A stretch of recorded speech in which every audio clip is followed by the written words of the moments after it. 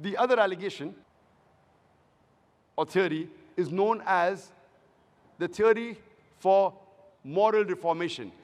The Prophet attributed the Quran to Almighty God because he wanted to reform the people. Now, why should a person lie?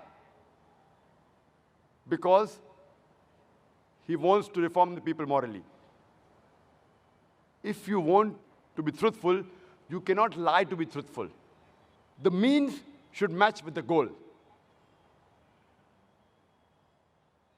And the Quran says in Surah Anam, chapter number 6, verse number 93, that who can be a more wicked person than a person who invents a lie against Almighty God and says he has received inspiration when he has not?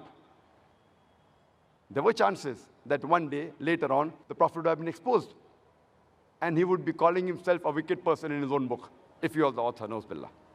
God forbid. It's mentioned in Surah Haqqah, chapter 69, verse number 44, 45, 46, 47, that if the Prophet was to invent any saying in our name, we would surely hold him by his right hand and cut off the very artery of his heart, and no one will be able to save him from our wrath.